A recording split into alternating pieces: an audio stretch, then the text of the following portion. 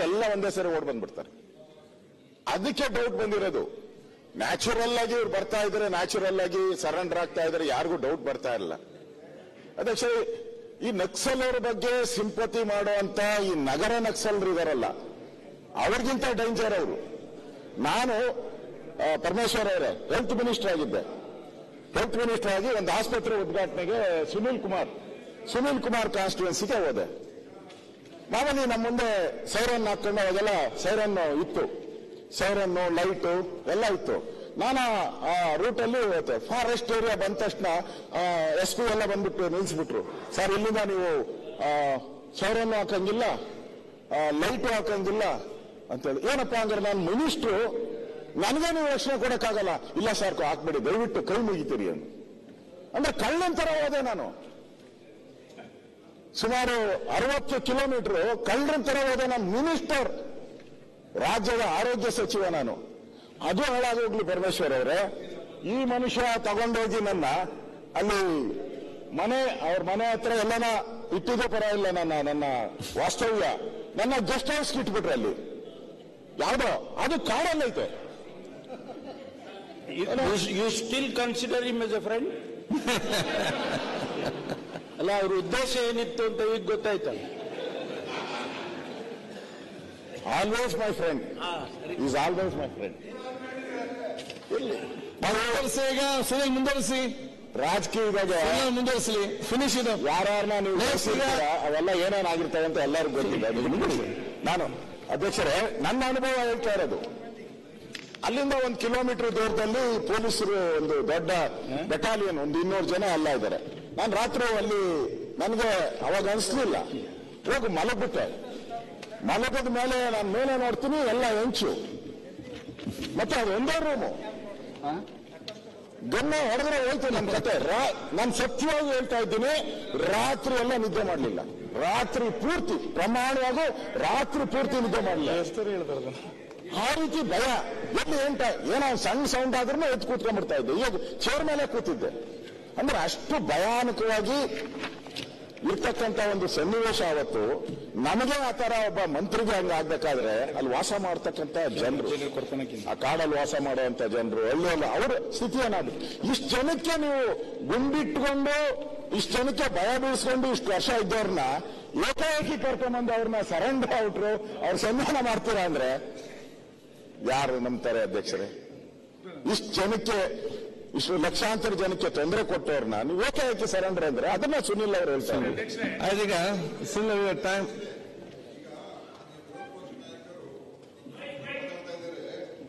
ಆದರೆ ಅವರ ಉದ್ದೇಶ ಇನ್ನೂ ಅರ್ಥ ಆಗ್ತಾ ಇಲ್ಲ. ಅಂದ್ರೆ ಈಗ ನಕ್ಸಲೈಟ್ಸ್ಗೆ ಯಾರು ಇಲ್ಲಿ ಬೆಂಬಲ ಕೊಡ್ತಾ ಇಲ್ಲ, ನಾವೇನು ಅವ್ರ ಪರ ಏನ್ ನಿಂತಿಲ್ಲ. ಮತ್ತು ಶರಣಾಗ್ತಕ್ಕಂಥ ಪರಿಸ್ಥಿತಿ ಕರ್ನಾಟಕದಲ್ಲಿ ಒಂದೇ ಅಲ್ಲ, ಹಿಂದಿನೂ ಕೂಡ ಆಗಿದೆ, ಕೇಳಿಸ್ಕೊಳ್ಳಿ, ರಾಜ್ಯಗಳಲ್ಲಿ ಆಗಿದೆ. ನಾನು ಹೇಳ್ತಾ ಇರೋದು. ಮತ್ತೆ ನಿಮ್ಮ ಅನುಮಾನ ಏನು ನಂಗೆ ಅರ್ಥ ಆಗ್ತಾ ಇಲ್ಲ. ಏನು ನಿಮ್ಮ ಉದ್ದೇಶ ಏನು? ಅವರು ಶರಣರಾಗಬಾರ್ದು, ಅವರು ಚಟುವಟಿಕೆ ಮುಂದುವರಿಸಿಕೊಂಡು ಹೋಗ್ತಾ ಇರಬೇಕು, ಇದೇ ತರ ಎಲ್ಲ ಹಿಂಸಾತ್ಮಕ ಘಟನೆಗಳಾಗ್ತಾ ಇರಬೇಕು, ಅದೇನೋ ಉದ್ದೇಶನ? ಅಥವಾ ಇದಕ್ಕೊಂದು ಹಿತಶ್ರೀ ಆಡಬೇಕು, ಇದನ್ನ ಒಂದು ಅಂತಿಮ ಹಂತಕ್ಕೆ ತಗೊಂಡ್ಬರ್ಬೇಕು, ಅದು ಉದ್ದೇಶನ? ಯಾರು ಬೆಂಬಲವಾಗಿ ಯಾರು ನಿಂತಿಲ್ಲ ಇಲ್ಲಿ. ಯಾರು ಕೂಡ ನಕ್ಸಲೈಟ್ಗೆ ಸಮರ್ಥನೆ ಮಾಡಬೇಕು ಅಂತ ಏನಿಲ್ಲ, ಸಮಾಧಾನ ಆಯ್ತು. ಆದ್ರೆ ಅನೇಕ ರಾಜ್ಯಗಳಲ್ಲಿ, ತೆಲಂಗಾಣಗಳಲ್ಲಿ ಎಷ್ಟೋ ನಕ್ಸಲೈಟ್ ಸರೆಂಡರ್ ಆಗಿದ್ದಾರೆ. ಮಧ್ಯಪ್ರದೇಶದಲ್ಲಿ, ಉತ್ತರ ಪ್ರದೇಶದಲ್ಲಿ ಎಲ್ಲ ಡಕಾಯಿಟ್ಗಳು ಸರೆಂಡರ್ ಆಗಿದ್ದಾರೆ. MP ಆಗಿದ್ದಾರೆ, ಪೂರನ್ ದೇವಿನೇ ಸರೆಂಡರ್ ಆದ್ರು. MP ಅದಕ್ಕೋಸ್ಕರ ಬೇಕಾದಷ್ಟು ಆಗಿದೆ. MPಗಳು ಕೂಡ ಆಗಿದ್ದಾರೆ, ಆಯ್ತಾ, MLAಗಳಾಗಿದ್ದಾರೆ. ಸೊ ದಯವಿಟ್ಟು ಸ್ವಲ್ಪ ಇದು ನೀವು ಹೇಳೋದ್ರಲ್ಲಿ ಕರೆಕ್ಟ್. ಅವ್ರು ಮಾಡಿರತಕ್ಕಂತ ಘಟನೆಗಳು ಬೇಕಾದಷ್ಟು ಇದೆ. ಅದು ಯಾರು ಕೂಡ ಸಮರ್ಥನೆ ಯಾರು ಮಾಡ್ಕೊಳ್ತಾ ಇದ್ದಾರೆ? ಓಕೆ, ಯಾರು ಮಾಡ್ಕೊಳ್ತಾರೆ? ಮಾತಾಡಿ. ಎಸ್, ಮಾನ್ಯ ಅಧ್ಯಕ್ಷೆ, ತಿಳಿಸ್ಕೊಳ್ಳಿಲ್ಲ ಅಂತ ಅನ್ಸುತ್ತೆ. ನಕ್ಸಲರ ಶರಣಾಗತಿಯನ್ನು ನಾನು ವಿರೋಧ ಮಾಡಲೇ ಇಲ್ಲ. ನಕ್ಸಲರ ಶರಣಾಗತಿಯ ಪ್ರಕ್ರಿಯೆ ಸರಿಯಾಗಿಲ್ಲ ಅಂತ ಹೇಳಿದ್ದು ನಾನು. ಪ್ರಕ್ರಿಯೆ ಸರಿಯಾಗಿ ಹೇಳ್ತದೆ ಕೇಳಿ, ಪ್ರಕ್ರಿಯೆ ಸರಿಯಾಗಿಲ್ಲ ಅಂತ ನೀವು ಟ್ವೀಟ್ ಮಾಡಿದ ತಕ್ಷಣ ಮುಖ್ಯಮಂತ್ರಿಗಳ ಕಚೇರಿಗೆ ಬಂದ್ಬಿಡ್ತಾರೆ ಅಂತಂದ್ರೆ ಏನ್ ಪರಿಸ್ಥಿತಿ? ಮುಂದೆ ಈ ಕಾರಣಕ್ಕೆ ಹಾಗಾಗಿ ಸುಮ್ಮನೆ ನೀವೇ ಸ್ವಂತ ಊಹೆಗೆ ಕ್ಲೇಮ್ ಮಾಡ್ತಾ ಇಲ್ಲ. ಸರ್ ದಿನೇಶ್ ಗುಂಡೂರಾವ್, ನಾನಿದ್ರಲ್ಲಿ ರಾಜಕಾರಣ ಮಾಡ್ತಾ ಇಲ್ಲ. ಬೆಂಗಳೂರಿನಲ್ಲಿ ನೀವು ಆಯಾಗಿದ್ದೀರಿ, ನಿಮ್ಗೆ ಅದ್ರ ತೀವ್ರತೆ ಗೊತ್ತಿಲ್ಲ. ನಮಗೆ ಅದ್ರ ತೀವ್ರತೆ ಗೊತ್ತು ಏನು ಅಂತ. ನಮಗೆ ತೀವ್ರತೆ ಬೆಂಗಳೂರು ನೀವು ಹಾಗಾದ್ರೆ ಹಾಯಾಗಿದ್ದೀವಿ ಅಂತ ಏನರ್ಥ? ಹಾಗಾದ್ರೆ ಹಾಯಾಗಿದ್ದೀವಿ ಏನರ್ಥ? ನೀವು ಹಾಯಾಗಿದ್ದೀರ ಅಲ್ಲಿ ಆಯ್ತು ಸರ್, ಆಯ್ತು. ಹಾಯಾಗಿರೋದು ಏನರ್ಥ ಅದು? ಆಯ್ತು ಸರ್. ಬೆಂಗಳೂರಿದ್ರೆ ನಾವು ಇರಬಾರ್ದ ಇಲ್ಲಿ? ಅಶೋಕ್ ಅವ್ರು ಇರಬಾರ್ದು ಬೆಂಗಳೂರಿನಲ್ಲಿ? ಪಾಪ ಅವ್ರು ಕೇಳಿ ಸ್ನೇಹಿತರು ಮುನಿರತ್ನ ಹೇಳಿ ಏನಾಯ್ತು ಅಂತ. ಸುಮ್ಮನೆ ಅಲ್ಲಿ ಆಯ್ತು ಆ ಸ್ಥಿತಿನಲ್ಲಿ ಮಸಾಲೆಗೆ ಆಗ್ತಿಲ್ಲ. ಮಾತಲ್ಲಿ ಮುಗಿಸ್ಲಿ, ಮತ್ತೆ ಮುಗಿಸ್ಬೇಕಾದ್ರೆ ಮುಗಿಸ್ತಾರೆ. ನಿಮಗೂ ಅದ್ರ ಪರಿಸ್ಥಿತಿಗಳು ಗೊತ್ತಿದೆ, ನಾನು ಹೇಳಕ್ ಹೋಗಲ್ಲ. ಮುಂದೆ ಪ್ರಕ್ರಿಯೆಯನ್ನ ಸರಿಯಾಗಿ ಕಷ್ಟ ನನ್ನ ಪರಿಸ್ಥಿತಿ ಮುಂದೆ ಹೋಗಿ ನಾನೀಗ ಅದನ್ನ ವಾದ ಮಾಡ್ತಾ ಇದ್ದೇನೆ. ಮುಂದೆ ಮುಗಿಸೀಗ. ಮಾನ್ಯ ಅಧ್ಯಕ್ಷರೇ, ಬಹಳ ಆಶ್ಚರ್ಯ ನನಗೆ. ಪರಮೇಶ್ವರ್ ಅವ್ರ ಬಗ್ಗೆ ಯಾಕೋ ಸ್ವಲ್ಪ ಮೊನ್ನೆ ಅನುಮಾನ ಇಲ್ಲ. ಮೈ ಗುಡ್ ಫ್ರೆಂಡ್, ನನಗೆ ಬಹಳ, ನಾನು ಅವ್ರ ಭಾಷಣದಿಂದ ಪ್ರೇರಿತಗೊಂಡನು 2004ರಲ್ಲಿ.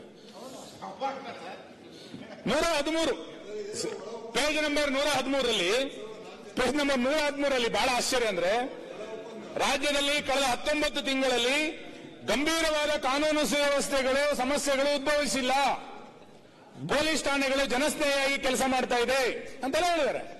ನನಗೆ ಆಶ್ಚರ್ಯ ಆಗೋದು, ಇನ್ನು ಗಂಭೀರ ಸ್ವರೂಪ ಅಂದ್ರೆ ಇನ್ನು ಹೆಂಗಾಗಬೇಕಿತ್ತು ಸರ್? ಮಂಡ್ಯದಲ್ಲಾದಂತ ಘಟನೆ ಗಂಭೀರ ಅಲ್ವಾ? ಶಿವಮೊಗ್ಗದಲ್ಲಾದಂತ ಘಟನೆ ಗಂಭೀರ ಅಲ್ವಾ? ಉದಯಗಿರಿಯಲ್ಲಾದಂತ ಘಟನೆ ಗಂಭೀರ ಅಲ್ವಾ? ನಿಮ್ಮ ಕ್ಷೇತ್ರದ ಹತ್ರ ಬ್ಯಾಂಕ್ ದರೋಡೆ ಆಗಿದ್ದು ಗಂಭೀರ ಅಲ್ವಾ? ಬೀದರ್ನಲ್ಲಾಗಿದ್ದು ಗಂಭೀರ ಅಲ್ವಾ? ಇನ್ನೆಂಗ್ ಗಂಭೀರ ಅಂದ್ರೆ ಇನ್ನೆಂಗೆ?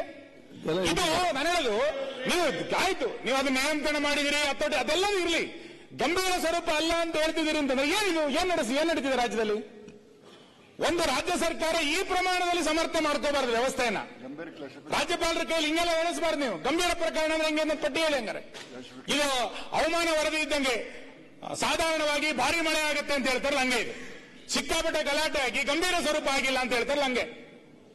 ಇಷ್ಟು ಗಲಾಟೆಗಳು ಇಡೀ ರಾಜ್ಯದಲ್ಲಿ ನಡೆದು ನೀವು ಅದನ್ನು ಗಂಭೀರವಾಗಿ ತೆಗೆದುಕೊಂಡಿಲ್ಲ ಅಂತಂದ್ರೆ ಏನ್ ಅರ್ಥ ಹೇಳಕ್ಕಾಗುತ್ತೆ? ಸೊ ಇದನ್ನ ಅರ್ಥ ಮಾಡ್ಕೋಬೇಕು. ಮತ್ತೆ ರಾಜ್ಯ ಸರ್ಕಾರದ ಆದ್ಯತೆಗಳು ಹೆಂಗಿದೆ ಅಂದ್ರೆ, ನಿನ್ನೆ ನೀವು ಹೇಳಿದ್ರಿ ವೇದವ್ಯಾಸ ಕಾಮತ್ ಮೇಲೆ ಒಂದು ಕೇಸ್ ಆಗಿದೆ. ನಾನು ಅದನ್ನು ತುಂಬಾ ವಿವರಕ್ಕೆ ಹೋಗಲ್ಲ. ಯಾರೋ ಹೇಳಿದ್ರು ಅಂತ ವೇದವ್ಯಾಸ ಪ್ರಚೋದನೆ ಕೊಟ್ಟರು ಅನ್ನೋ ಕಾರಣಕ್ಕೆ ಅವ್ರನ್ನ ಮೇಲೆ ಎಫ್ಐಆರ್ ಮಾಡಿದ್ರಿ. ರಾಜ್ಯಪಾಲರ ವಿರುದ್ಧ ಪ್ರತಿಭಟನೆ ಮಾಡ್ತಾ ಒಬ್ರು MLC ಅವರು, ನಮ್ಮ ಜಿಲ್ಲೆನವರು, ಈ ರಾಜ್ಯದ ರಾಜ್ಯಪಾಲರನ್ನ ಬಾಂಗ್ಲಾದೇಶ ತರ ಮಾಡಿಬಿಡ್ತೇವೆ, ಬಾಂಗ್ಲಾದೇಶ ತರ ಓಡಿಸ್ಬಿಡ್ತೇವೆ ಅಂತ ಹೇಳಿಕೆ ಕೊಟ್ಟು, ಅದು ಪ್ರಚೋದನೆಯಲ್ಲೇನು? ಮತ್ತೆ ಅವಾಗ ಎಫ್ಐಆರ್ ಹಾಕ್ಬೇಕಂತ ಅನಿಸ್ಲಿಲ್ಲಲ್ಲ ನಿಮಗೆ?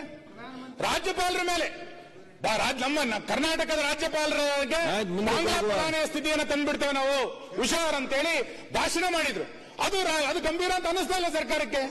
ಯಾರೋ ಒಬ್ರು ಏನೋ ಹೇಳಿಕೆ ಕೊಟ್ಟರು ಅನ್ನೋ ಕಾರಣಕ್ಕೆ ವೇದವ್ಯಾಸ ಮೇಲೆ ನೀವು ಕಂಪ್ಲೇಂಟ್ ಅನ್ನ ಎಫ್ಐಆರ್ ಹಾಕ್ತೀರಿ ಅಂತಂದ್ರೆ ಸರ್ಕಾರಕ್ಕೆ ಆದ್ಯತೆ ಏನಾಗಾದ್ರೆ?